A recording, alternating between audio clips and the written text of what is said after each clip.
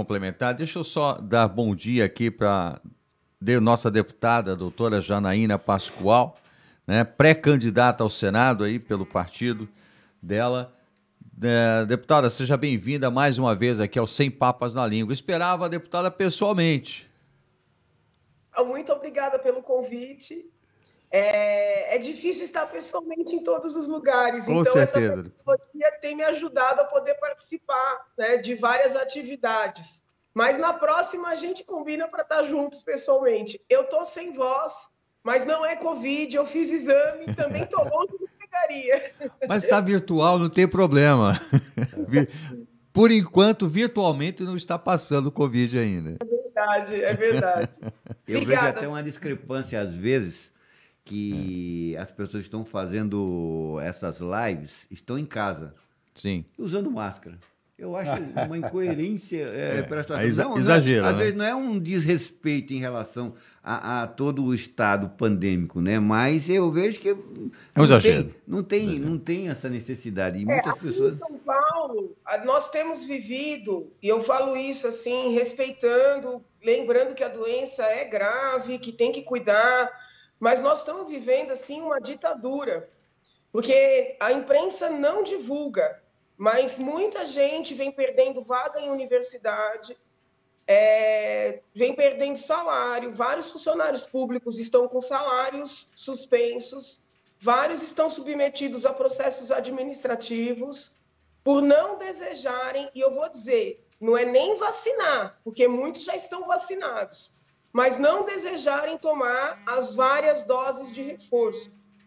Tem situações esdrúxulas acontecendo nas universidades públicas, de aluno, funcionário, professor apresentar documentação médica contraindicando vacinação, e eles submetem essa documentação a uma junta que não tem médicos, e a junta afasta os documentos, né, os atestados. Então, assim, São Paulo, infelizmente, estabeleceu um sistema ditatorial. Eu sou assim muito firme, fui desde o princípio, a doença existe, a doença é grave, eu fui internada, mas assim, o que está acontecendo em São Paulo é digno de ditaduras da pior espécie. Perfeito.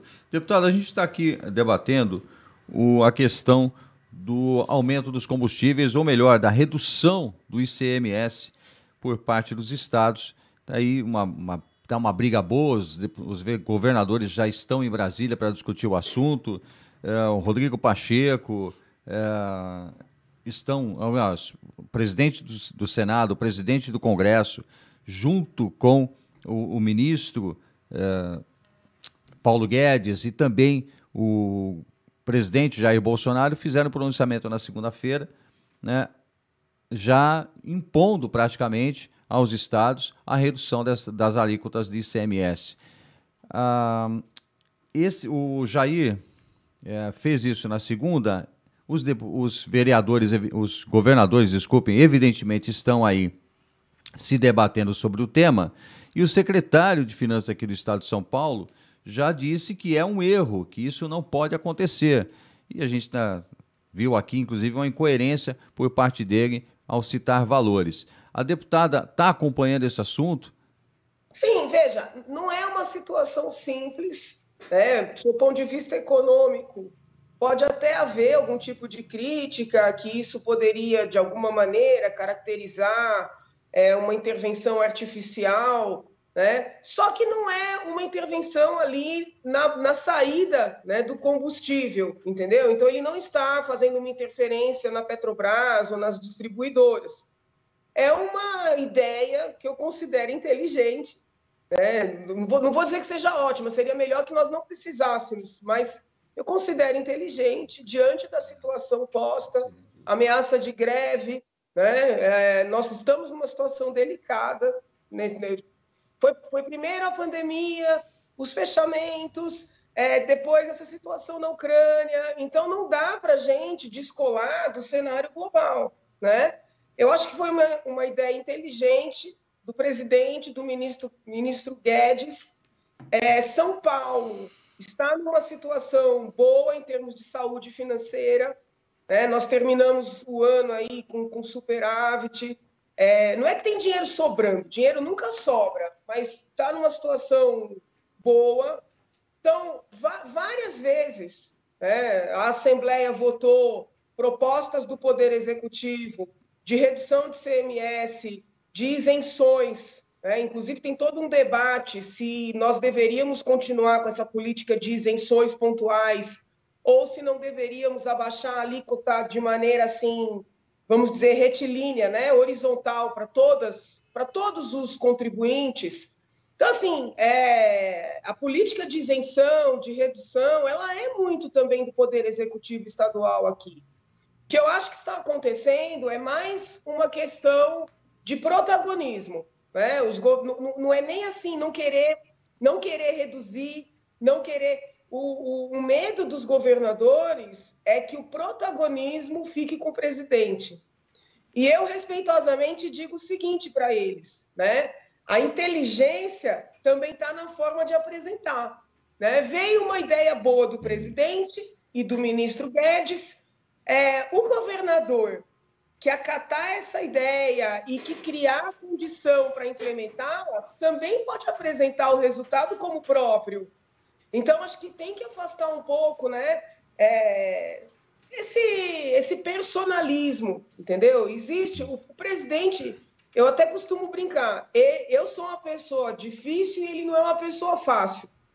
Mas, assim, ele tem dado passos corretos, ele tem agido com bastante responsabilidade, sobretudo nessa seara, sabe? Está sofrendo uma pressão grande para dar aumento de salário, está mantendo a firmeza, entendeu? Mostrando para os funcionários públicos que eles até merecem esse aumento, mas quando todo mundo ficou desempregado, sem nenhuma garantia, eles receberam seus salários durante a pandemia, mesmo com tudo fechado. Então, acho que não é um momento, apesar de estarmos no ano eleitoral, de entrar em disputa política, né? Eu, se sou governadora neste momento, reúno e trabalho para conseguir implementar essa boa ideia que veio ali da presidência da República. E dá, viu? Estou dizendo que dá, porque nós estamos com uma situação saudável e acho até que poderia ser um ativo para o atual governador, que é candidato à reeleição, né? Apresentar essa boa vontade, entendeu? Perfeito. Então, assim, sem nenhum demérito ao secretário, que até pode estar se pautando em estudos acadêmicos, financeiros, econômicos, mas eu acho que o momento exige uma outra abordagem. Perfeito. Doutor Godoy, estão participando aqui da nossa bancada hoje o doutor Cláudio Cândido e também o doutor Godoy, ambos advogados, ambos causídicos, né, juristas, como a deputada. Sofredores. Doutor Godoy, viu, Paulo? A deputada, além de advogada militante, também é professora, também, que isso é importante. Olha, eu estava comentando, olha, para dar aula de direito hoje está difícil, a gente vai entrar já nesse assunto, deputado. Eu desisti de dar aula. Mas olha, eu desisti de dar aula.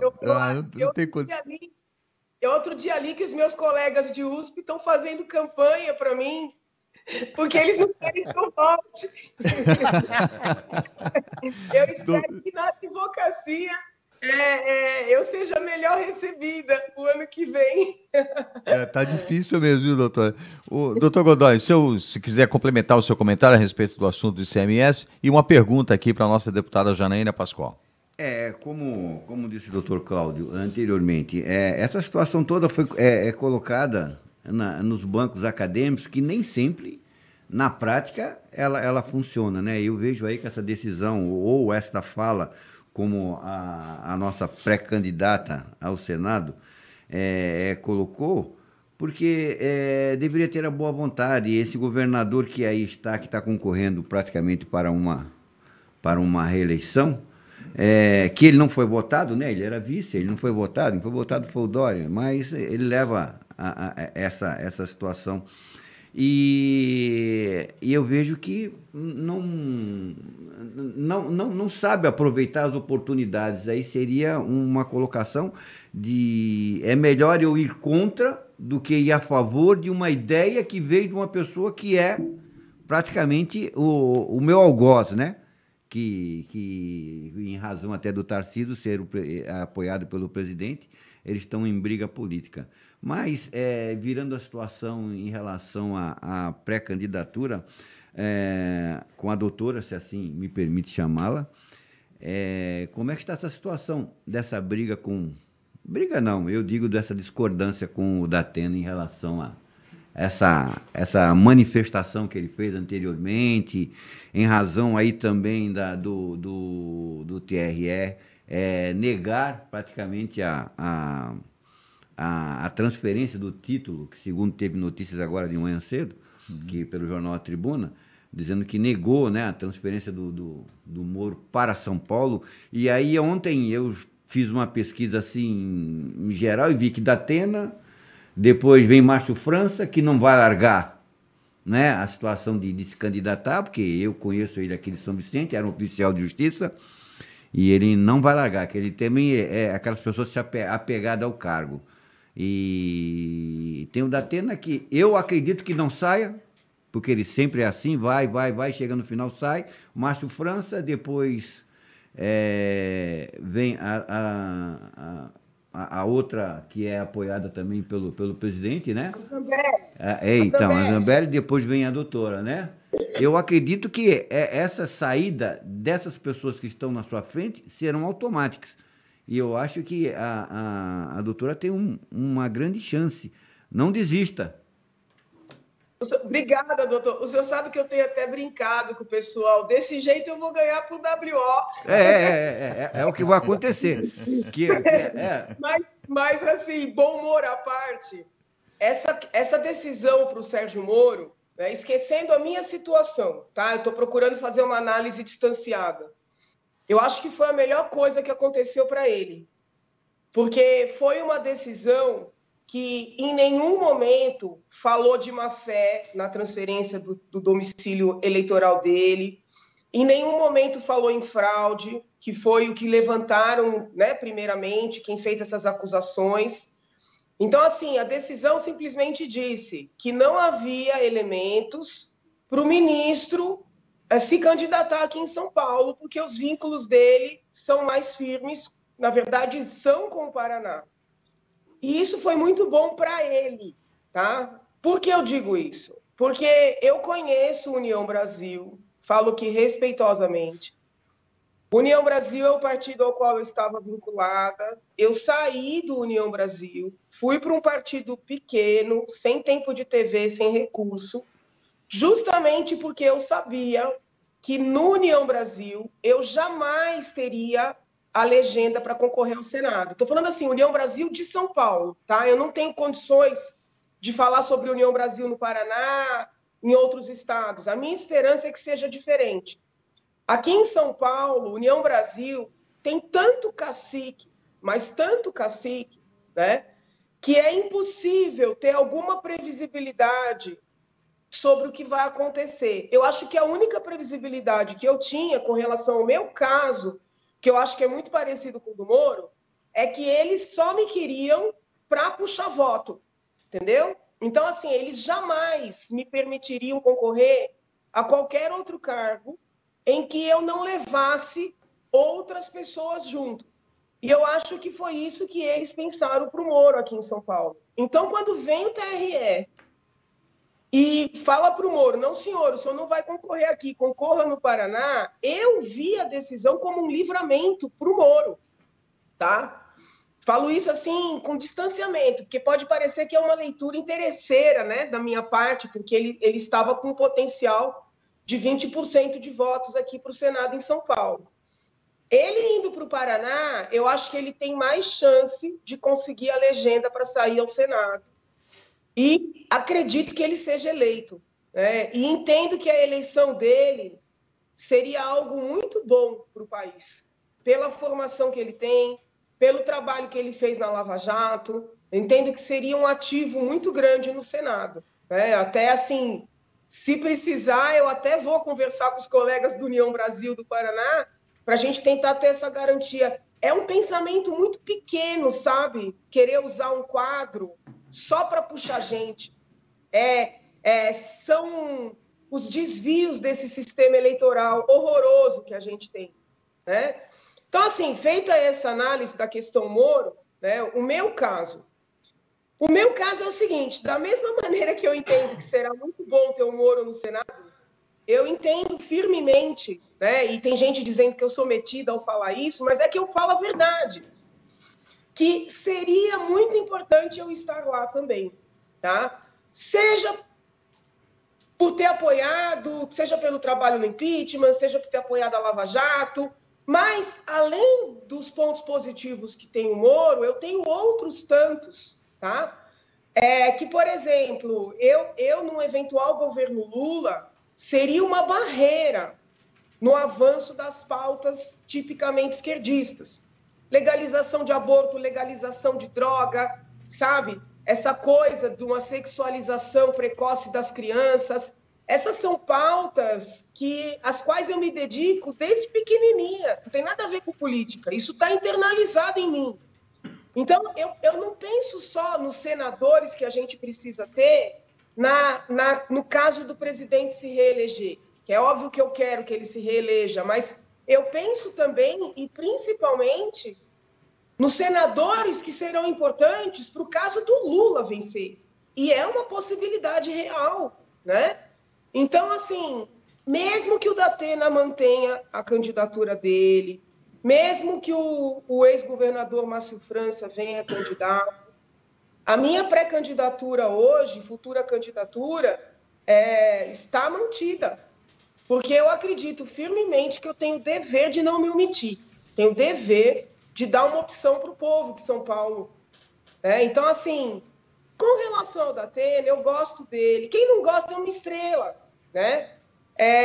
Mas eu fiquei um pouco chateada de ver algumas passagens no programa, onde ele fala claramente da candidatura dele, ele faz naquele tom de brincadeira, entendeu? Mas é o tempo todo. Eu falei, gente, aí fica difícil, porque a lei permite que ele apresente o programa até o último dia, isso aí está na lei. Mas a lei é clara que quem tem essa vantagem não pode comentar sobre a própria candidatura.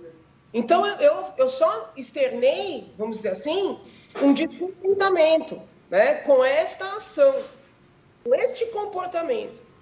Mas tenho respeito por ele, entendo a estratégia do presidente, não concordo com a estratégia, mas entendo, né?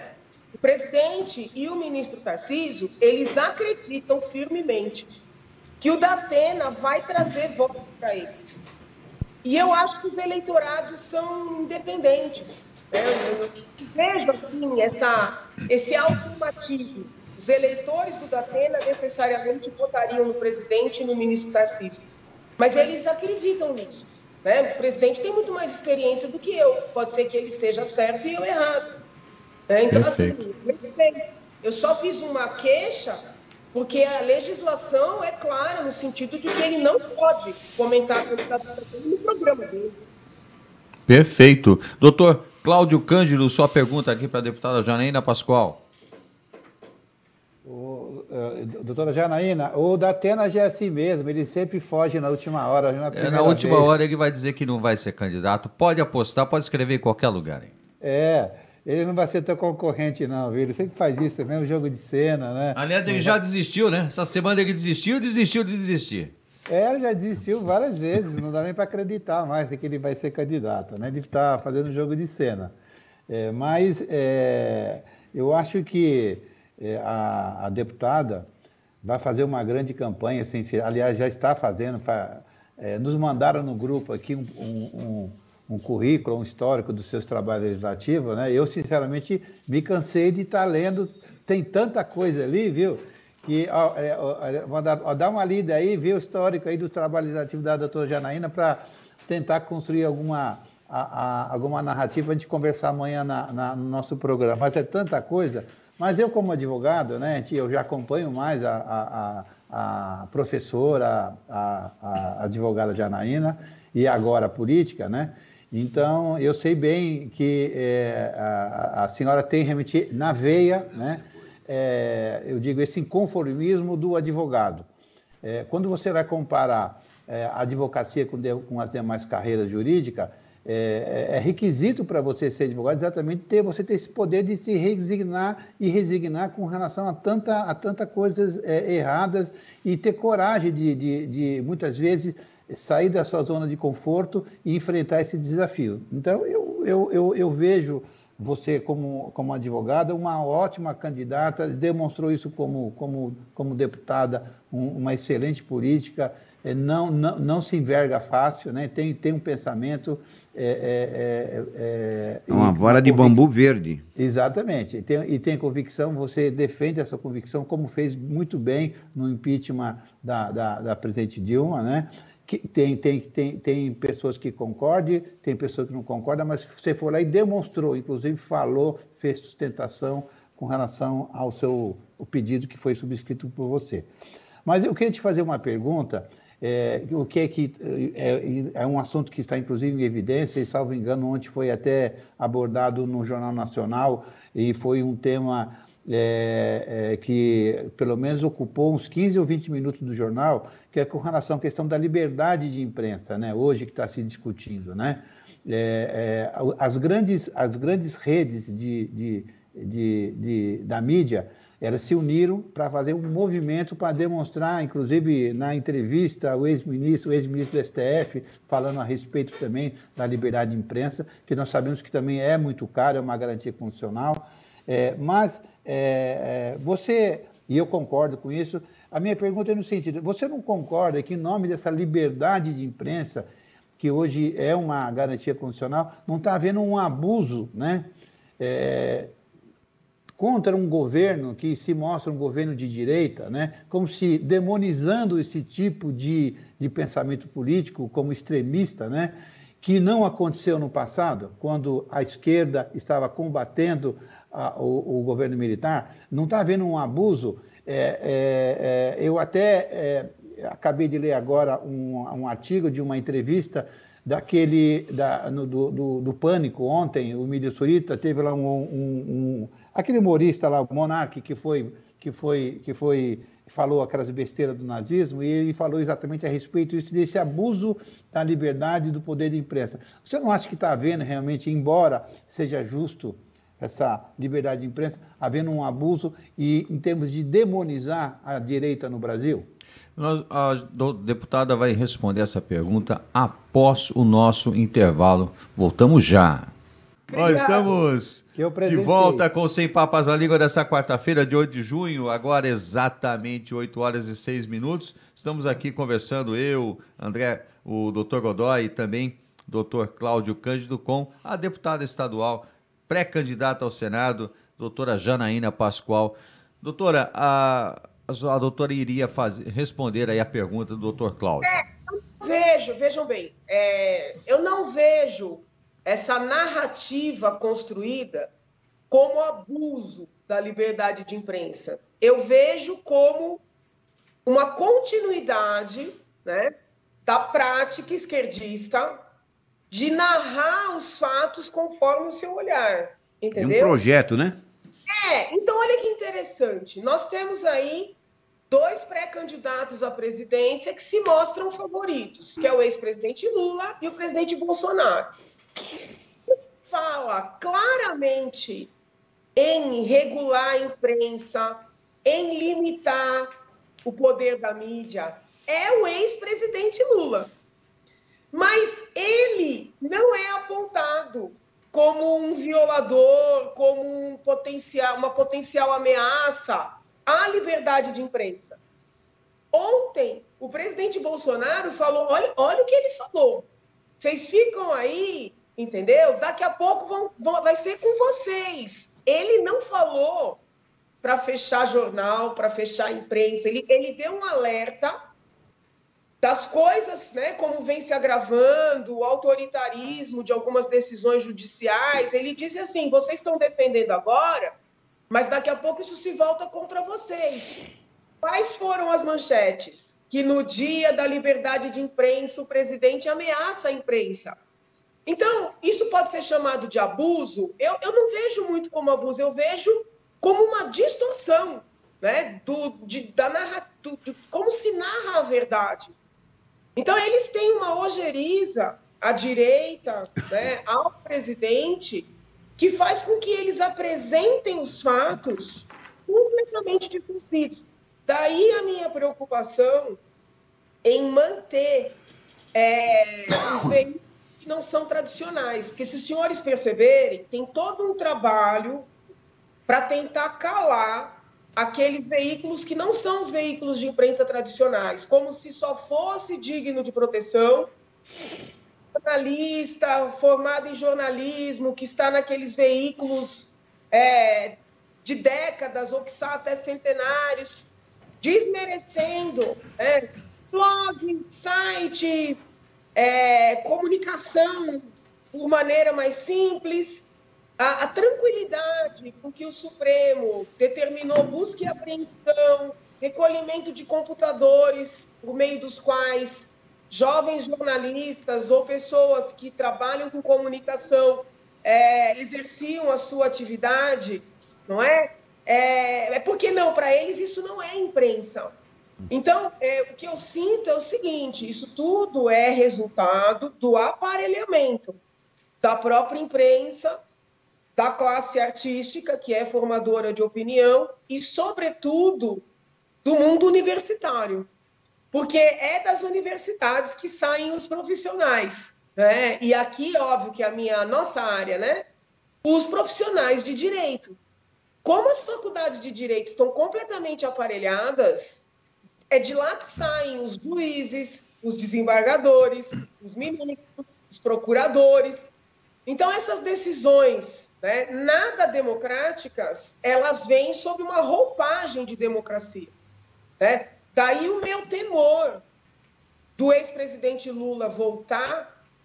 Vejam bem, eu nem estou falando agora dos escândalos, dos desvios, de tudo que ficou comprovado ali na Lava Jato, no processo de impeachment. Eu estou falando da questão cultural. O medo que eu tenho do ex-presidente Lula voltar é que ele tem um apoio desses grupos todos que vai ser praticamente impossível, né, a gente barrar o avanço dessa agenda esquerdista.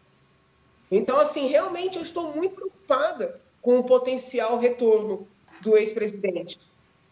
Né? Eu estendi um pouco, mas... Imagina. À vontade. Doutor Godoy. Olha, em relação a todo esse tipo de situação, vimos aí que tudo vem na contramão, né?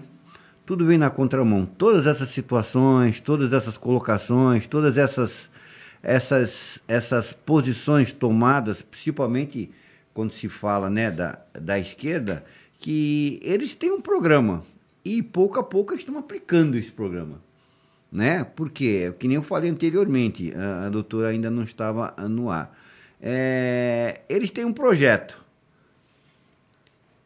Eles, de toda forma, querem contrariar a tudo e a todos. E nessa situação, o brasileiro, como é uma pessoa acomodada, com raras exceções, né? Com muitas exceções, traz consigo essa passividade em aceitar determinadas situações que está sendo colocada, principalmente como é que eu posso dizer, essa reunião de fatores que estão indo contra a tudo o que o presidente faz. A tudo. Ele tem feito tanto programa bom, tantas situações boas, que não é reconhecida, que nem a doutora mesmo falou. A notícia em si, ela torna, né, a manchete em si, ela torna totalmente contrária daquilo que foi explanado.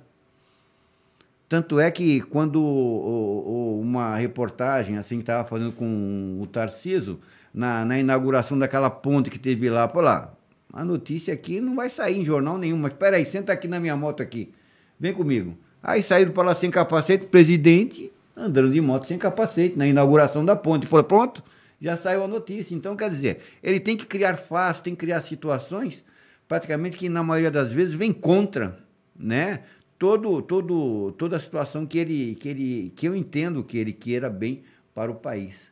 Mas está encontrando uma resistência muito fortíssima de todos os veículos, né?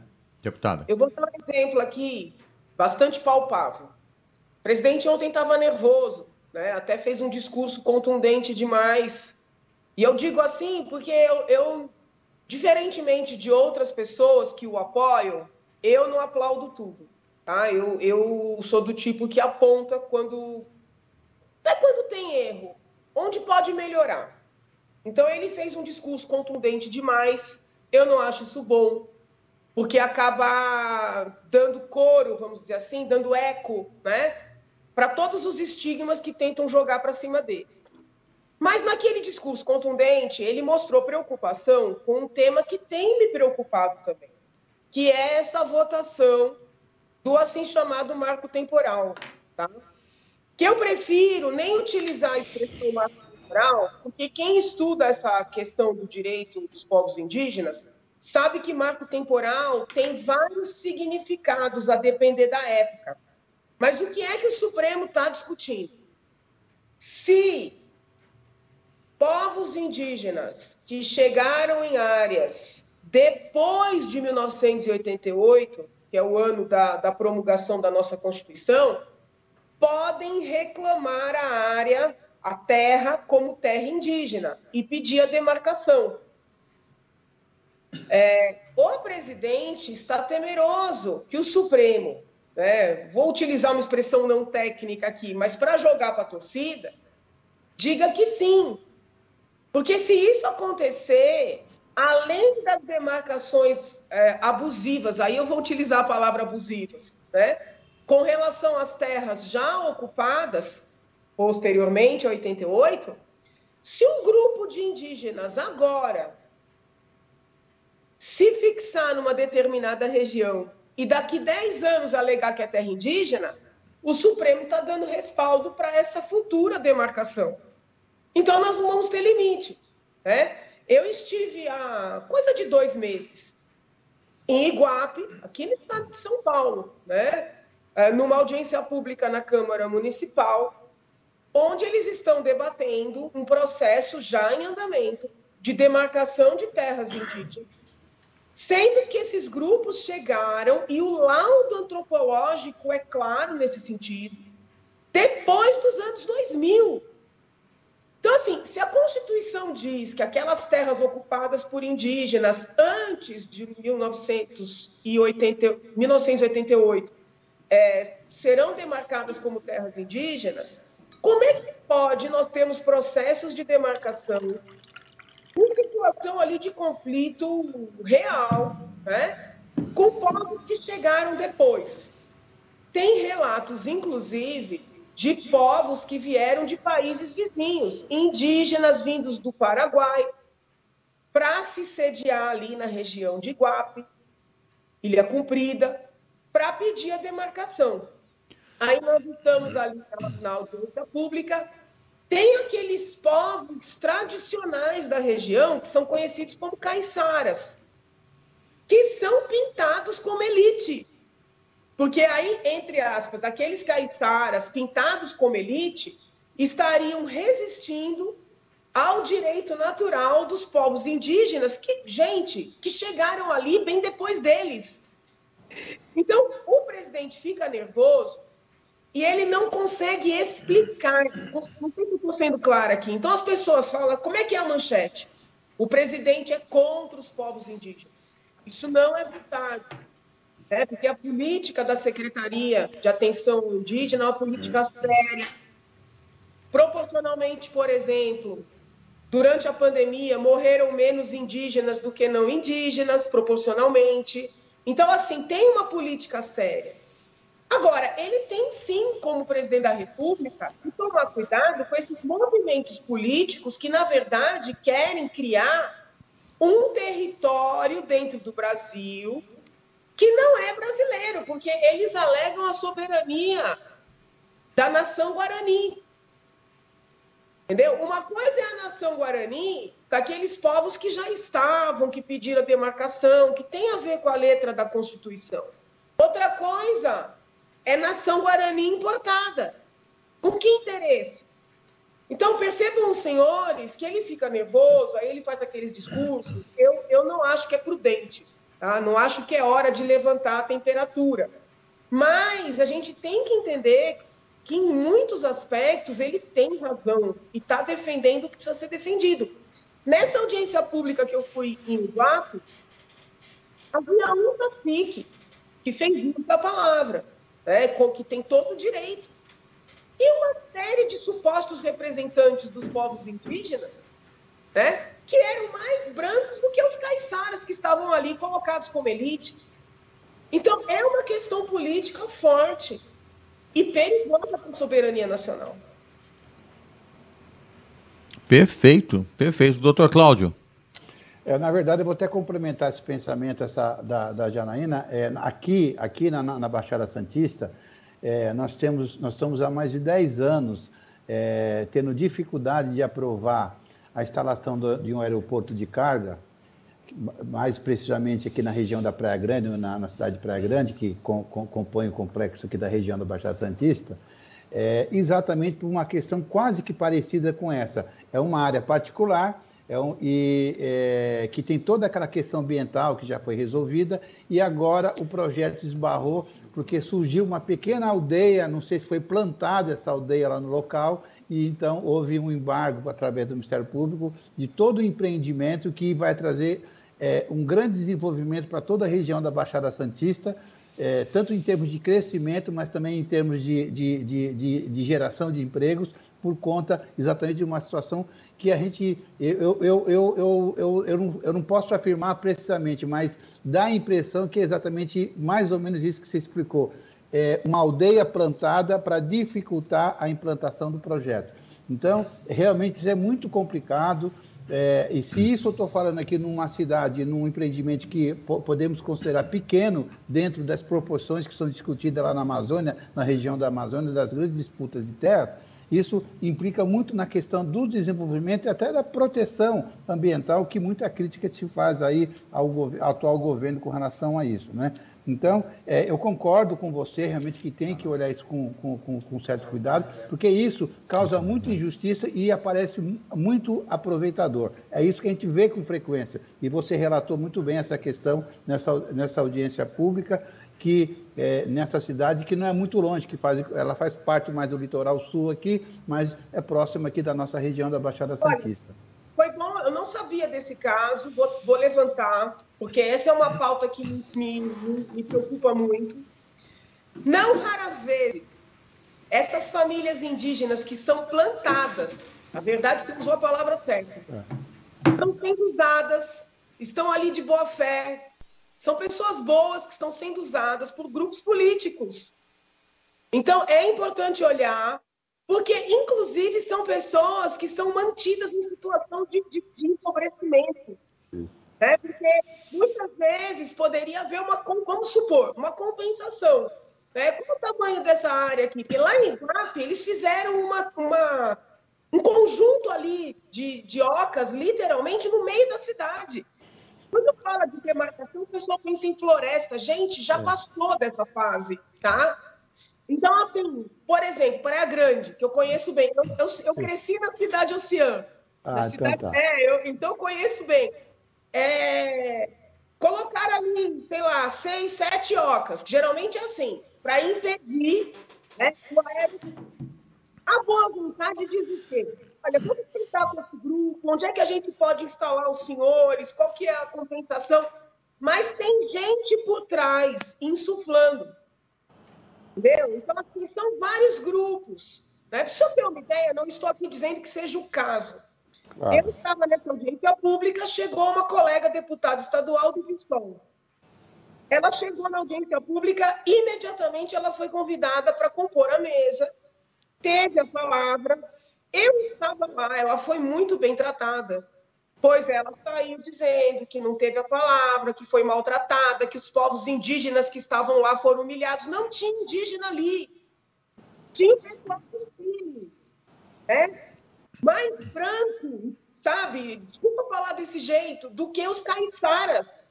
Então, assim, esse debate é da maior seriedade. E quando o senhor fala do Ministério Público, casa com o que eu disse. Essas instituições, elas são formadas por pessoas que saem das melhores universidades, que estão aparelhadas. Então, o trabalho do Ministério Público, né, é arrumar um pelo em ovo para não permitir esse desenvolvimento, entendeu? E para não permitir uma conciliação. Porque eu não estou dizendo para deixar aquela população sem nada, mas é uma intransigência. Né? É uma intransigência. Então, o presidente tem razão de estar nervoso. Agora, eu, se fosse assessora dele, ia procurar esses discursos mais impetuosos, porque usam esses discursos. Doutor Godoy. Doutora, com relação a essas decisões do STF, em relação a um cunho pessoal, a doutora não acha que está havendo um abuso geral, sendo até uma operadora do direito e vendo a dificuldade total que os operadores têm no ingresso de um requerimento a favor assim, de um cliente, a favor também dessas situações dos políticos, porque eu tenho entendido de que eles estão aviltando qualquer tipo de poder, né? Então, quer dizer, está mais para o pessoal do que praticamente para defender os direitos existentes na Constituição. O que a doutora pensa disso? Lembrando, doutora, que no caso da esposa do Daniel Silveira, as prerrogativas do advogado estão sendo atingidas. Não, veja, quanto a isso, realmente é assustador. Porque, independentemente de quem seja o cliente, independentemente de qual seja o crime atribuído, o advogado ter acesso à íntegra do processo é uma garantia individual do advogado e de todo cidadão por ele defendido. Então, assusta mesmo, né, que nesse tal inquérito dos atos antidemocráticos, os advogados não tenham acesso à íntegra da investigação.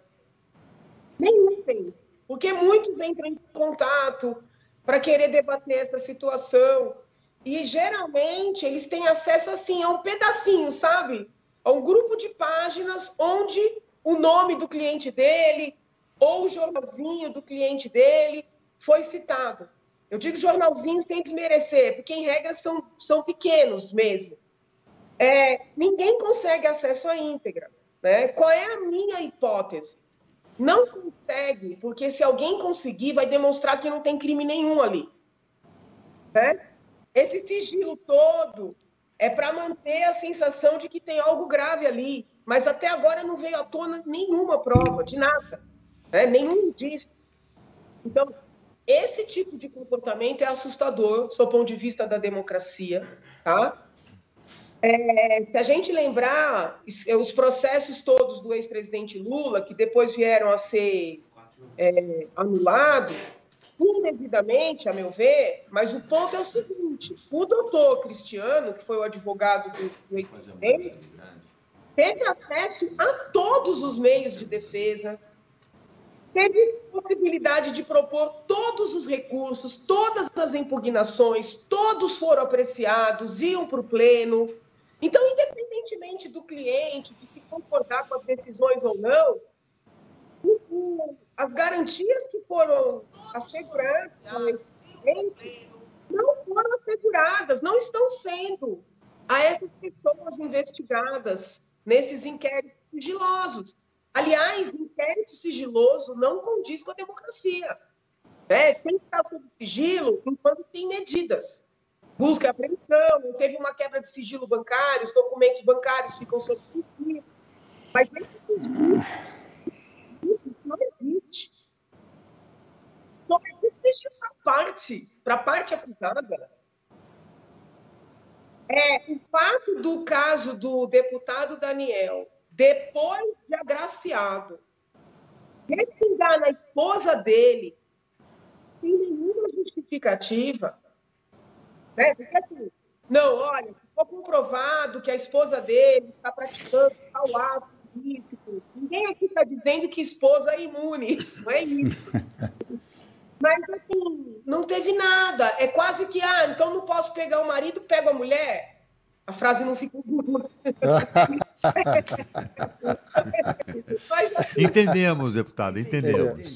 jurídico é insustentável, é assustador. Porque assim, a pessoa entra na política e aí agora o seu cônjuge, que não é político, vai começar a ser perseguido. Isso também veio na indignação do presidente ontem, quando falou de um tal de um processo que eu não sei qual é, contra a dona Michele. Pelo que eu consegui apurar, parece que foi porque a dona Michele, no Dia das Mães, fez um pronunciamento normal de uma primeira-dama, entendeu? Então o presidente estava nervoso, falou, mexam comigo, não vão para cima da minha mulher. Então, essa dinâmica que eles estão adotando é uma dinâmica muito perniciosa à democracia. Perfeito, perfeito. Olha, são agora 8h29, deputada. Eu quero fazer aqui uma mudança de grade. Vamos mudar a grade aqui nós estamos transmitindo aqui pela 101,3. Vamos continuar apenas nas nossas redes sociais, Gustavo. Né? Então vamos fazer a mudança de grade aqui. Quero agradecer a audiência campeã aqui, viu, na Baixada Santista. Nós estamos em primeiro lugar nesse horário, deputada. Aqui através da 101,3, que é a Impacto Gospel. Né? Vamos fazer a mudança de grade, voltamos já. Não sai daí.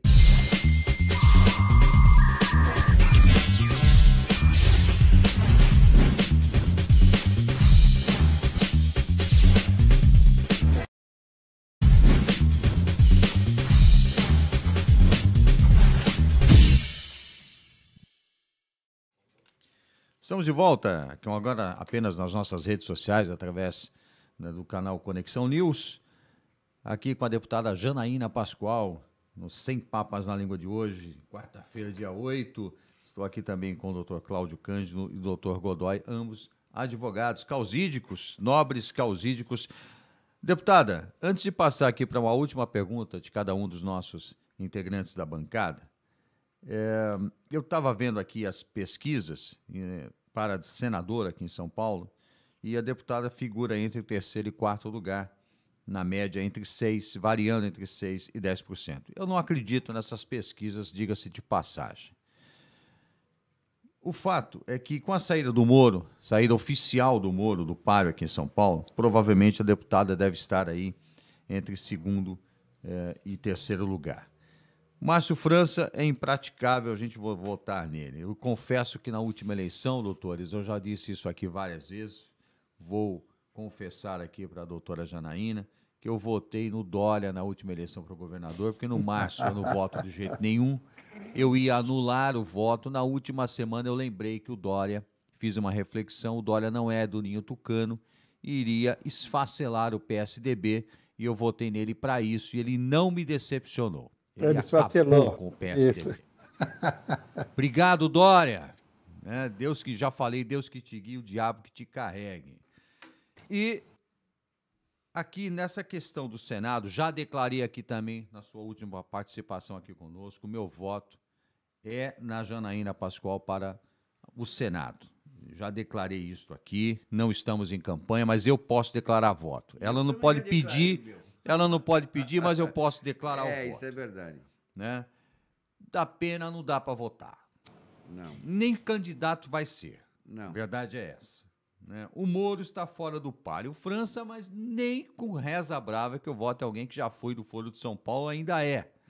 Né? Nos bastidores. Enfim, o fato, deputada, é que a deputada vem aí num crescente, provavelmente... tem grandes chances de ser eleita. E o pessoal do Bolsonaro é muito aguerrido e muito participativo nas campanhas.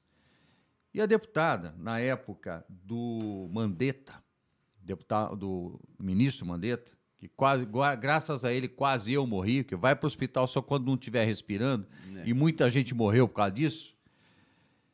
Nessa época, a deputada, inclusive, falou, tem que sair, num pronunciamento seu, esse homem, o Bolsonaro, deve sair, né, e dar espaço, deixa o Moro assumir. O Mourão assumir, desculpem. Deixa o Mourão assumir e vamos tocar o Brasil, porque a deputada estava criticando aí a atuação do Jair Bolsonaro no combate à pandemia. Hoje a gente vê muita coisa que o Bolsonaro falou na época, hoje, pô, o Bolsonaro tinha razão. Como é que a deputada se posiciona diante deste comentário seu na época e hoje, diante de tudo que tem acontecido? Tu sabe que a minha mãe é muito bolsonarista, né? Aí outro dia ela falou, tá vendo? Quem que você foi arrumar encrenca com o presidente? Ele tinha razão. Então, com outras palavras, eu lembrei da bronca que eu tomei há uma semana da minha mãe. É o seguinte, né? Desculpa. Naquele momento, eu vinha acompanhando, né, as notícias internacionais, aquela coisa horrorosa de gente morrendo nas calçadas na Itália, na Espanha. E aí a doença chega aqui. Né? Aquele discurso eu fiz, eu já estava usando máscara, ninguém na Assembleia estava usando máscara. Então eu estava muito assustada. Eu briguei com o Dória, porque o Dória naquele momento não queria suspender nem as cerimônias, sabe? Ficavam fazendo homenagens e cerimônias. Eu falei, gente, eu não queria que ele fechasse o comércio, mas eu queria que suspendesse aqueles eventos que não eram necessários naquele momento, formaturas, sabe? Concessão de medalhas. Então eu estava, assim, muito preocupada com a doença. E eu fiquei muito agoniada, porque o presidente insistia num comportamento, né, de sinalizar que a doença não existia, que a doença não era grave, falou numa gripinha. Então, foi um discurso feito naquele contexto. Até muita gente não acha que... ela pediu impeachment do Bolsonaro, confundindo todo o processo que eu fiz com relação a ex-presidente Dilma. Isso não existe, nunca pediu impeachment do presidente, muito pelo contrário. Analisei os pedidos de impeachment contra ele e mostrei que eram inconsistentes. Então, assim, foi uma divergência forte, né? Posso ter exagerado no tom. No início da pandemia, onde eu acredito que ele também errou no tom. Eu acho que ele poderia... Todo mundo errou ali, né, doutora? Oi? Todo mundo ali naquele momento errou. Entendeu? Ele poderia ter acalmado a população. Olha, gente, nós vamos enfrentar... Não dá para parar tudo, que foi uma linha que ele adotou, que estava correta, entendeu? Vamos tratar todo mundo no início da doença, né? Por exemplo, o senhor ouviu o Mandetta, eu também ouvi. Eu, quando fui para o hospital, fui carregada. Porque como ele falava, fica em casa, não vai para o hospital, porque se não tiver, pode pegar, eu fiquei em casa, fazendo todas as sessões online. Quando eu fui para o hospital, fui carregada, porque não conseguia, não entrava um fio de ar, assim. Então, assim, eu também adoeci no início. O fato de adoecer no início me ajudou a perceber que o Mandetta estava errado. Que, por ser uma doença nova, ele tinha todo o direito de errar. O que ele não tinha o direito era de não assumir o erro, entendeu? Isso é muito grave. Até hoje ele não assume que ele errou. Então, o fato de eu ter sido medicada, não com cloroquina, mas com outros muitos remédios, e eu acho que o determinante para mim foram os anticoagulantes, sim, fez eu perceber que o certo era medicar no início.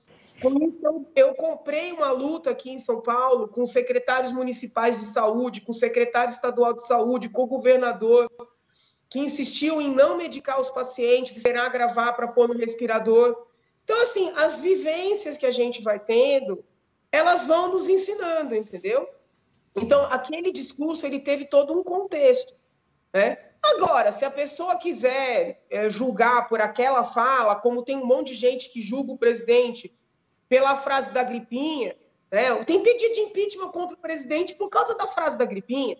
Pedidos que eu analisei e mostrei que não tinham consistência. Mas é isso, né? A política, ela o voto, ele é muito subjetivo. Às vezes a pessoa vota por questões que a gente nunca vai imaginar e não vota por situações que a gente também não acredita. A deputada, naquele momento, então, errou e está corrigindo o erro agora. Eu acho que eu errei no tom, entendeu? Tá. Mas tem um contexto. Né? Como também briguei com o Dória, que ele não queria fechar. Aí ele fechou a primeira vez, que eu não acho que foi um erro na primeira vez.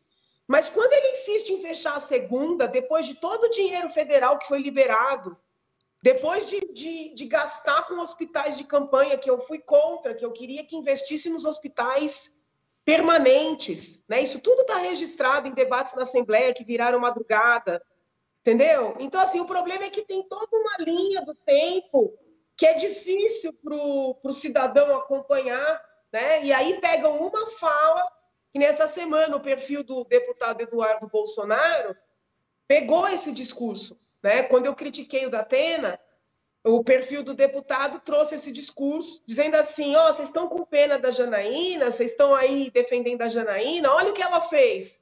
Mas não estava escrito que era um discurso do início de 2020, entendeu? Isso aí faz parte, né? O que a gente tem que fazer é ser transparente nas ideias, tentar explicar o que pensa, o que pensou, por que pensou, o que foi que mudou, entendeu? E aí cada um vai fazer o seu juízo de valor. Perfeito, perfeito. Olha, o deputado Eduardo Bolsonaro é o meu deputado, sempre foi, sempre vai ser. Erra algumas vezes, nesse caso, eu acredito que ele se excedeu, assim como o Weintraub, que eu gosto muito, tem se excedido demais no seu posicionamento. É que ele está levando muito para o pessoal. Exatamente. Eu acho que na política a gente não pode levar para o pessoal. Exatamente. Eu acho que você tem que ter a capacidade de digerir as coisas. Perfeito. Sabe? E esse momento é um momento de consciência. Que me disseram, adjetivos que me atribuíram, entendeu? Você não consegue realizar nada. Então, o Weintraub, ele tem que procurar um psicólogo para digerir, né? Essa reflexão. Weintraub vai estar com a gente, acho que sexta-feira que vem. Weintraub. Porque, assim, ele é um cara que tem boas ideias, que tem... Ele veio aqui, deputada, ganhou beijinho e tudo, né? Não tem beijinho dessa vez, viu, Weintraub? Você vai sentar aqui, nós vamos conversar. E ele só falou comigo, porque eu falei, saia deputado federal, que vai ser eleito, vai levar um monte de conservador para dentro da Câmara. Ele não me perdoa por isso. Ele acha que eu estava diminuindo. Não é isso, entendeu? É que realmente eu acho que ele tem potencial. Agora, para governador, né? Tudo tem seu tempo. Weintraub, tudo tem seu tempo, Weintraub. Doutor Cláudio Cândido, uma última pergunta aqui para a deputada Janaína Pascoal. Deputada, vou mudar um pouco o caminho da discussão e vou perguntar a respeito de programa de governo, né? Então, nós vamos falando de passado, vamos falar um pouco de futuro, né? Eu li uma reportagem essa semana de crítica do presidente Bolsonaro. Ele sempre foi criticado por não ter programa de governo, de trabalhar de acordo com as coisas que vão acontecendo, o que eu não concordo. Mas eu ouvi recentemente uma crítica com relação ao programa de governo de um futuro governo Lula, que seria o mesmo programa que ele executou quando foi presidente nos outros mandatos, que era outra situação do país, né? Você concorda que, não sei se você chegou a analisar, que o programa de governo que funcionou lá no período que o presidente Lula foi presidir o país, você concorda que esse mesmo programa iria funcionar hoje na atualidade, ou que nós precisamos, de fato, realmente de mudança, de novidade, de novas ideias na nossa política? É que, assim, com todo respeito, para mim, o programa não funcionou lá atrás. Mas há quem diga que funcionou. Para as perspectivas deles, para os planos deles, né? Talvez tenha funcionado. Eu entendo que não funcionou. Para os planos dele que está funcionando até hoje, doutor. Para eles, né? E eu acho que quando eles trazem à tona este programa, né? Eles estão fazendo campanha para o presidente Bolsonaro. Porque muitas pessoas que estavam animadas, né? Sobretudo assim, da área financeira, da área econômica, da área de investimentos, empreendedorismo, começaram a estranhar, entendeu? Porque o Lulinha Paz e Amor não está disfarçando a que vem. Então, tem um lado positivo nisso, Eles estão sendo bem transparentes sobre o que eles querem fazer, né? Querem voltar atrás com as reformas, querem estatizar tudo de novo, vão contratar gente a dar com pau, vão subir salário, quebrar teto, né? Vão trabalhar para rapidamente legalizar aborto. Ele não está disfarçando, vai querer fechar a boca da imprensa, tradicional e não tradicional. Então, eles não vão aparelhar ainda mais os tribunais, já tem até os nomes. Então, assim, eles não estão mentindo, né? O lado bom é esse. Agora, tem muita gente se iludindo.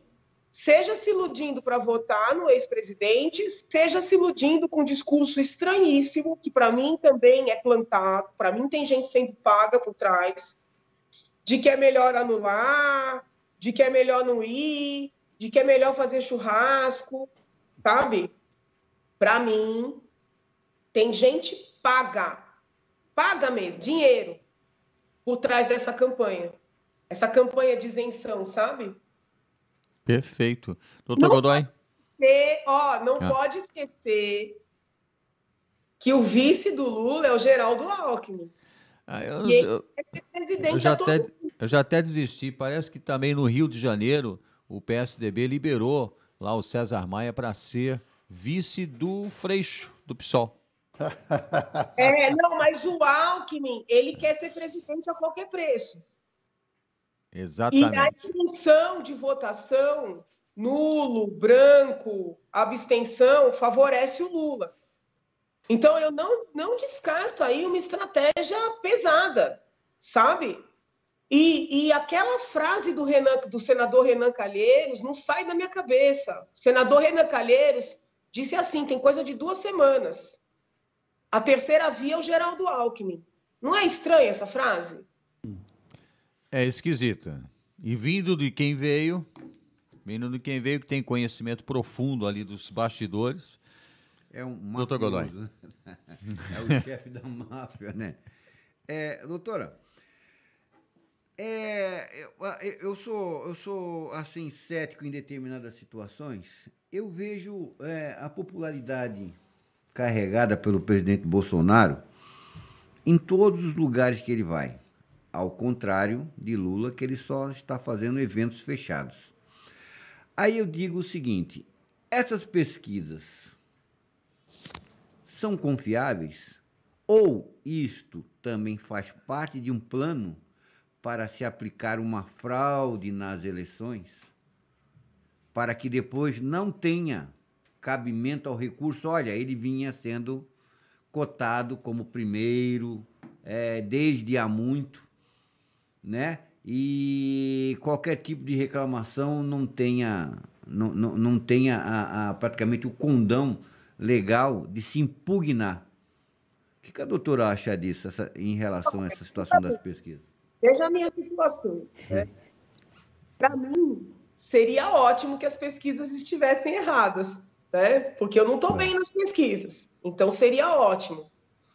Mas o que me chama a atenção, doutor Godoy, é o seguinte, as pesquisas estão sinalizando um crescimento do Tarcísio. E aí essa sinalização é aplaudida. As mesmas pesquisas mostram que o ex-presidente Lula está na frente do presidente. Então, é duro também a gente escolher quando confia e quando não confia. No passado recente, né, as pesquisas já erraram muito, para todos os pleitos. Mas, no lugar de negar as pesquisas, eu prefiro trabalhar com elas como um indicativo e parar para fazer uma reflexão sobre o que precisa ser mudado. Sabe? Eu tenho um pouco de medo desse discurso. Olha, dia sim, dia não, vai apoiador do presidente no meu gabinete para me convencer de que está tudo fraudado, de que eu tenho que fazer alguma coisa.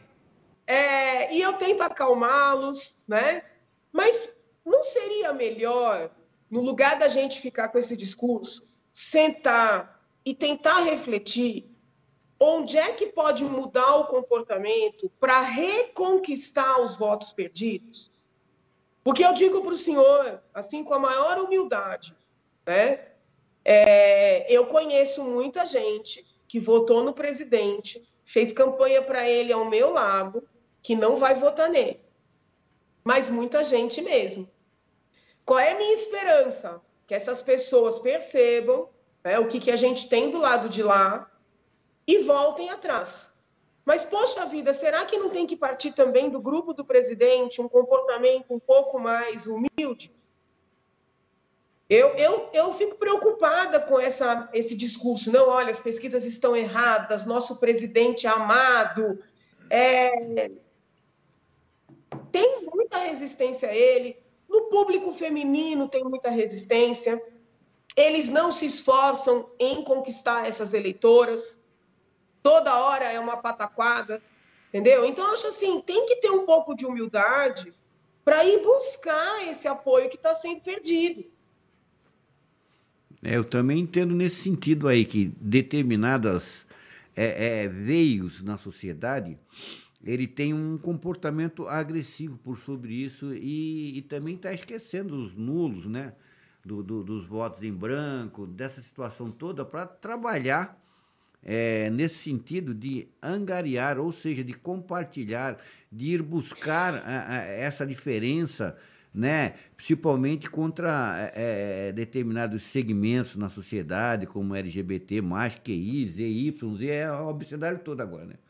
Agora, mas ele é peremptório, né? Em determinadas decisões dele, que fica difícil, né? Da gente, de algum grupo junto a ele, para que ele tente chegar, pelo menos, num consenso com essas colocações que estão acentuadas, né, na política por um todo. Por outro né? lado, deputada, me permita colocar uma pimentinha aí nesse debate de vocês dois. Eu, depois das eleições, se o Lula voltar, eu vou responsabilizar cada uma destas pessoas que deixou de votar no Bolsonaro. A responsabilidade é nossa. Se o Bolsonaro erra, se o Bolsonaro acerta, a gente tem que cobrar dele.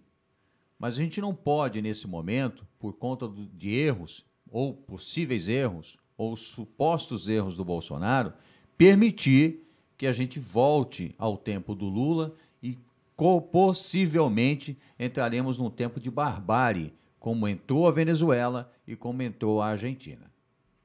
Eu concordo com o senhor na necessidade de concentrar a votação nele, de não ter abstenção, mas eu acho assim, nós ainda temos alguns meses para a eleição, e esse comportamento de se encastelar num pensamento de que tem que ganhar, entendeu? Que está tudo fraudado, esse comportamento não constrói, ele afunda. Porque eu converso com os meus colegas de assembleia, que são mais... Olha que amanhã a gente vai falar que estava certo. Que pode ser, que são mais próximos do presidente, e eles falam para mim, Janaína, tá tudo fraudado, porque nosso presidente é adorado, porque nosso presidente já ganhou. Não é um pensamento inteligente para quem está há 3 meses. O que é um pensamento inteligente? Onde estão os grupos que estão afastados? Como eu vou trazer esses grupos para perto de mim? Entende? É nesse sentido que eu digo. Está faltando estratégia, está faltando humildade. E mais, esse discurso radical, ele está reforçando os medos de quem está do outro lado. Sabe? Teve gente que foi no gabinete e falou, não, porque se o nosso presidente não ganhar, nós vamos fechar as ruas, nós vamos falar assim, para, porque esse tipo de fala não vai convencer ninguém que não quer votar nele a votar. É nesse sentido que eu estou dizendo. Eu acho que está na hora de baixar a bola, entendeu? E entender o que a gente pode melhorar para trazer mais gente para o nosso lado. É uma visão que não está de todo equivocada. Paulo, me permite até... À vontade, por favor. A gente está caminhando já para o final. Pode falar, doutor Cláudio. Ir no gancho dessa fala da Janaína agora... o presidente Lula, ele usou desse argumento. Vocês lembram da eleição da campanha do Lula em 89, aquele barbão assim, que assustava, parecia assim o demônio, né? Eu mesmo, na época, eu acabei votando no Collor, mas eu não votei no Lula porque ele transmitia medo, né? O discurso dele, aquele discurso reacionário, aquela barba muito cheia, transmitia medo para a população. E depois ele acabou percebendo aí depois ele perdeu umas 2 eleições, salvo engano. Aí ele foi consolidando que se ele quisesse ser eleito presidente, ele tem que mudar o perfil dele, né? E aí virou Lulinha Paz Amor, que ele foi mudando e conseguiu se eleger e depois se reeleger. Então, eu concordo com a Janaína, eu acho que o presidente tem muita coisa boa, é uma grande liderança, né? É um mandatário de pulso firme, mas tem que haver um tempero, ele tem que entender isso, que eleição é isso, né? Você tem que agregar o maior número de pessoas, né? E tem que ser a maioria, porque não adianta ele ter 50% menos 1 que ele não vai se reeleger. Então tem que pensar, tem que seguir com essa cabeça para poder vencer essa eleição. Obrigado, doutor Cláudio. Doutora deputada, pré-candidata ao Senado, doutora Janaína Pascoal, obrigado pela presença mais uma vez aqui no Sem Papas na Língua. Repito, está feito o convite para a sua presença aqui nos estúdios e vamos ver se a gente consegue trazê-la aqui para Santos, para uma turnê aqui na Baixada Santista. Obrigada, agradeço de coração a oportunidade, o espaço, um beijo grande para toda a Baixada, tenho parentes aí, minha infância está na Baixada, então quero muito sim, tenho ido bastante, mas não calhou de dar certo para estar no programa, mas vamos marcar, tá bom? Saúde a todos, Perfeito. Fiquem com Deus. Obrigadão e sucesso aí na carreira política. Doutor Cláudio, obrigado pela presença. Eu que agradeço, um forte abraço a todos, a doutora Janaína, o doutor Godoy e todos os que nos assistiram pacientemente aí, esse debate de toda quarta-feira. Perfeito. Doutor Godoy. Doutora, estamos aqui. Precisamos, estamos às ordens. Pode contar conosco, vindo à Baixada, nos contacte, que faremos um grande tour pela cidade, apesar de que conhece, né? Grande não, porque a cidade é desse tamanho, né? Mas vai ser grande a caminhada. Vai ser grande a caminhada. Que problema aqui não falta. É verdade. Olha, obrigado, doutora. Obrigado, doutores. Até amanhã com Sem Papas na Língua de Quinta e a semana que vem com esses causídicos maravilhosos. Até lá, sempre com ele. Deus no comando.